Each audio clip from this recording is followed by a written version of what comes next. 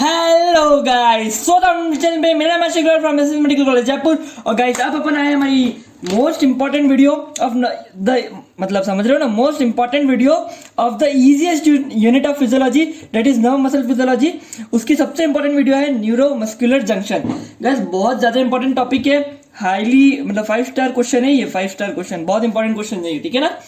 Okay वैसे आपको बता दूं, नर्व मसल फिजियोलॉजी के अंदर ये action potential, resting membrane potential, neuromuscular junction, sarcomere और ये अपने मियास्थेना ग्रेविस, सबसे इंपॉर्टेंट क्वेश्चन मियास्थेना ग्रेविस, ये सब बहुत इंपॉर्टेंट है। और मियास्थेना ग्रेविस का कॉन्सेप्ट यहीं से लिंक्ड है, ठीक है ना। तो ध्यान से समझना इस वीडियो को। इस वीडियो में मैं आपको बताऊंगा कि कैसे फिजियोलॉजी को डायग्रामेटिकली पढ़ना है, डायग्राम से कैसे चीजों को याद रखा जा सकता है। क्योंकि मैंने आपको बताया कि मेरे चैनल पे सिर्फ पढ़ते ये कॉन्सेप्ट कैसे सीखते ये नहीं बताता, मैं ये भी बताता हूँ कि पढ़ाई कैसे करते हैं। पढ़ाता तो हूँ, साथ में कुछ ये और बताता हूँ कि पढ़ाई करते कैसे, ठीक है। तो गाइस इस वीडियो में इंपॉर्टेंट क्वेश्चन वो है न्यूरोमस्कुलर जंक्शन, ठीक है। और ओरिएंटेशन की अगर अपन बात करें तो सबसे पहले मैं इसके बारे में इंट्रोडक्शन दूंगा, उसके बाद इसकी फिजियोलॉजिकल एनाटॉमी बताऊंगा कि मतलब न्यूरोमस्कुलर जंक्शन की क्या फिजियोलॉजिकल एनाटॉमी है। उसके बाद अपन देखेंगे events occurring in neuromuscular junction. इस नाम से बहुत इंपॉर्टेंट क्वेश्चन आता है, यही नाम है इन्फिनिट स्टार, ठीक है ना, ध्यान रखना ये बहुत इंपॉर्टेंट है। Events occurring in neuromuscular junction. और लास्ट समरी, मैं मतलब लास्ट में आपको पूरा समराइज कर दूंगा, आपको डायग्रामेटिकली चीजों को समझाऊंगा और लास्ट में एक समरी बता दूंगा। गाइस आपको नोट्स बिल्कुल नहीं बनाने, नोट्स मैंने अपने डिस्क्रिप्शन बॉक्स में डाल रखे, आप वहां जाकर के ले सकते हैं नोट्स को, ठीक है ना, एक्सेस कर सकते हैं। बाकी ध्यान से बैठ जाइए, बहुत मजा आने वाला है। इस वीडियो में मैं सच में आग लगा दूंगा, आग देखना अब। ओके स्टार्ट करते हैं। सबसे पहले न्यूरोमस्कुलर जंक्शन होता क्या है, देखो ध्यान से समझो, नाम से पता पड़ रहा है न्यूरोमस्कुलर जंक्शन। न्यूरोमस्कुलर जंक्शन मतलब एक न्यूरॉन और एक मसल का जंक्शन, इसे कहेंगे अपन न्यूरोमस्कुलर जंक्शन, ठीक है। तो एक मतलब जो देखो न्यूरॉन के अंदर भी आपको मालूम है ना, लास्ट में एक साइनेप्टिक टर्मिनल बनता है, ठीक है। और एक साइनेप्टिक टर्मिनल हर एक मतलब मसल फाइबर को इनर्वेट कर रहा है, ठीक है, ठीक है, समझ में आ रहा है। तो जो एंटायर जो कॉम्प्लेक्स बना है between the terminal axon and the muscle membrane, और जो साइनेप्टिक कॉन्टेक्ट में, ठीक है ना, इनके बीच में एक साइनेप्टिक कॉन्टेक्ट है, इसको कहते हैं न्यूरोमस्कुलर जंक्शन। क्लियर, देखो डेफिनेशन सुनो, the entire complex of the terminal axon and the muscle membrane that is in synaptic contact. Clear. अच्छा दूसरी बात ध्यान रखना, न्यूरोमस्कुलर जंक्शन और इसी को ही कहते हैं मोटर एंड प्लेट, ठीक है ना। गलती से नाम चेंज हो जाता तो आप कंफ्यूज मत हो जाना, मोटर एंड प्लेट भी इसी को कहते हैं, या इसका एक और नाम है मायो न्यूरल जंक्शन। ये तो खैर समझ जाते सब लोग मायो न्यूरल जंक्शन, लेकिन मोटर एंड प्लेट समझ नहीं आता, ठीक है ना। मोटर एंड प्लेट ही अपना न्यूरोमस्कुलर जंक्शन। क्लियर, आप समझो, नोट समझना। देखो एक्शन पोटेंशियल, अब देखो होना क्या, देखो मैंने आपको क्या क्या बता दिया, रेस्टिंग मेम्ब्रेन पोटेंशियल बता दिया, इसके अंदर एक्शन पोटेंशियल बता दिया, एक्शन पोटेंशियल प्रोपेगेट कैसे करेगा ये बता दिया, ठीक है। और वो अब यहां तक आने के बाद अब ये एक्शन पोटेंशियल इस मसल के अंदर कैसे जाएगा ये इस वीडियो में देखना है, ठीक है। तो सबसे पहले मैं बनाता हूं एक न्यूरोमस्कुलर जंक्शन, ठीक है। गाइस मैं एक बार बना देता हूं, एक बेसिक डायग्राम बना देता हूं, फिर अपन डील करते हैं, ठीक है ना।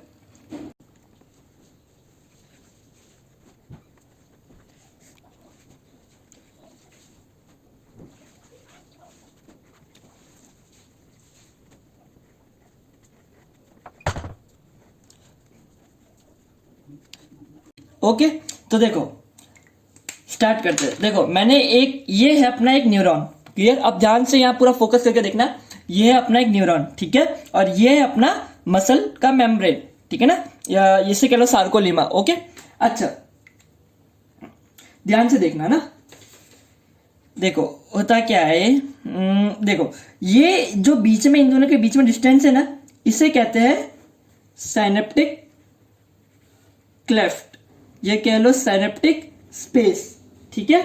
दूसरा ये जो अपन को खड्डे दिख रहे हैं इस तरह के गैप्स जो इन वेजाइनल फोल्ड्स है, ठीक है ना, इसे क्या कहेंगे, सब न्यूरल क्लेफ्ट। सब न्यूरल क्यों, क्योंकि न्यूरॉन के नीचे है, क्योंकि एक्शन पोटेंशियल ऐसा आने वाला तो न्यूरॉन के एक तरीके से नीचे हो गए, इसे कहते हैं सब न्यूरल क्लेफ्ट। क्लियर, ये बात आ गई आपको समझ में। ये देखो ये अपना है अपना माइलिन शीथ और ये श्वान सेल, ठीक है, ये अपना एक टर्मिनल एंडिंग है ना। न्यूरॉन का क्या होता है, ये एक सेल बॉडी, ठीक है, ये एक्सॉन, इसके ऊपर माइलिन शीथ होती है, ठीक है, और ये इसका टर्मिनल बॉडी।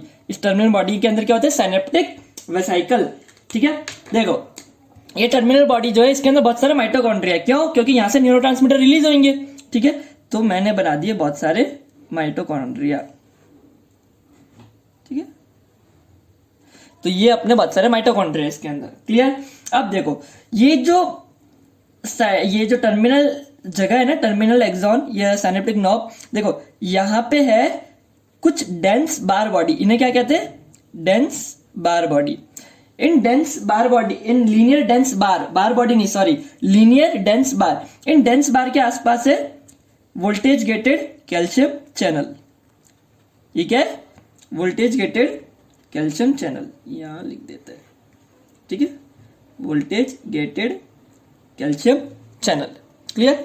तो ये है लीनियर डेंस बार, इनके आसपास है voltage gated calcium channel. Okay, और देखो यहां पे है कुछ साइनेप्टिक वेसिकल्स, जैसे इस तरीके कुछ साइनेप्टिक वेसिकल्स। ठीक है, वो आके यहां पे फ्यूज होता है। ठीक है ना, ये साइनेप्टिक वेसिकल्स। ओके, इन साइनेप्टिक वेसिकल्स के अंदर क्या है अपना ACH। आगे बात समझ में, इसके अंदर अपना है एसिटाइल कोलिन। और ये जो अपनी मसल मेम्ब्रेन है, ठीक है ना, ध्यान से देखना, इन मसल मेम्ब्रेन पे है ACH रिसेप्टर्स। ठीक है, ओके, ये है ACH रिसेप्टर्स। ठीक है, और ये तो वो एरिया है जहां पे इसे कहते हैं न्यूरोमस्कुलर जंक्शन या मोटर एंड प्लेट। लेकिन अपनी जो नर्व फाइबर, वो जो मसल की मेम्ब्रेन है वो तो बहुत लंबी है, तो कहीं कहीं जगह ये भी है। क्या है, वोल्टेज गेटेड कैल्शियम चैनल। ये है वोल्टेज कैल्शियम, क्या वोल्टेज गेटेड सोडियम चैनल। ठीक है, तो ये मैंने आपको पूरी बताई फिजियोलॉजिकल एनाटॉमी। अच्छा, एक और बात, इसके अंदर कुछ और भी चीज है, दैट इज कुछ एंजाइम्स है। कहां पे, इस साइनेप्टिक क्लेफ्ट के अंदर। इस साइनेप्टिक क्लेफ्ट के अंदर जो एंजाइम्स है उनका नाम है एसिटाइल कोलिन एस्ट्रेज। ठीक है ना, ये क्या नाम से पता पड़ रहा है, एसिटाइल कोलिन एस्ट्रेज मतलब ये एसिटाइल कोलिन को तोड़ेगा। ठीक है, तो ये थी पूरी physiological anatomy of neuromuscular junction. अब अपन देखेंगे इवेंट्स कौन कौन से हो रहे हैं, मैं आपको पूरा समझा दूंगा इवेंट, और उसके बाद मैं आपको लास्ट में समरी बता दूंगा। ठीक है, फोकस करना, स्टार्ट करते हैं। देखो सबसे पहले एक एक्शन पोटेंशियल यहां पे आया। ठीक है, यहां पे एक एक्शन पोटेंशियल आया, मैंने यहां पे बनाया एक एक्शन पोटेंशियल। ठीक है, इस तरीके से होता है। ठीक है ना, आपको बताया था ना मैंने ग्राफ एक्शन पोटेंशियल का। तो यहां पे एक एक्शन पोटेंशियल आया, इसको मैंने दे दिया नंबर 1। ओके, अब क्या होगा समझना, एक्शन पोटेंशियल आ गया। अब देखो ये माइटोकॉन्ड्रिया का क्या काम था, ACH को फॉर, मतलब ये क्या करता है, प्रोवाइड करता है ATP for the synthesis of ACH। ACH यहाँ पे अपना एक्साइटेटरी न्यूरोट्रांसमीटर है। ये ACH साइनेप्टिक वेसिकल में स्टोर होता है, और जैसे ही एक्शन पोटेंशियल आता है, ठीक है ना, तो होता है क्या, जब ये एक्शन पोटेंशियल पूरे टर्मिनल एक्सॉन पे फैलता है ना, तो क्या होता है, कैल्शियम की एंट्री होती है। ठीक है, कैल्शियम एंटर हो गया from voltage gated calcium channel. Okay, तो ये था अपना दूसरा पॉइंट, यहाँ पे क्या कि कैल्शियम की एंट्री हो गई वोल्टेज गेटेड कैल्शियम चैनल से। ओके, अब ध्यान से समझना होता है क्या है, देखो ये जो कैल्शियम है, अब ये क्या कराता है, ये जो साइनेप्टिक वेसिकल्स है इनका फ्यूजन कराता है इस न्यूरल मेम्ब्रेन पे, और ये ACH अब बाहर रिलीज होना स्टार्ट हो जाता है इस तरीके से। ये जो ऐसे साइनेप्टिक वेसिकल ये यहाँ आते हैं और ये फ्यूजन करा के ये बाहर रिलीज होता है।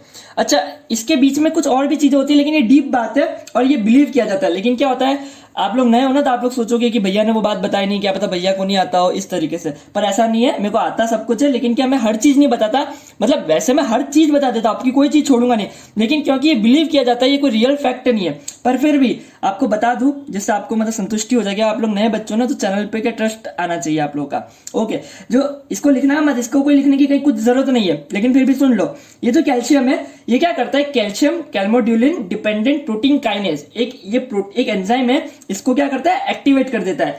अब ये जो एक्टिवेटेड प्रोटीन काइनेज ये जो हुआ है, कैल्शियम कैल्मोड्यूलिन डिपेंडेंट प्रोटीन काइनेज, अब ये प्रोटीन काइनेज क्या करता है, काइनेज है, काइनेज का तो मतलब ये होता है फॉस्फोराइलेशन करना, तो एक साइनेप्सिन प्रोटीन होता है, ठीक है ना, साइनेप्सिन, ये क्या करता है, इसको फॉस्फोराइलेट करता है।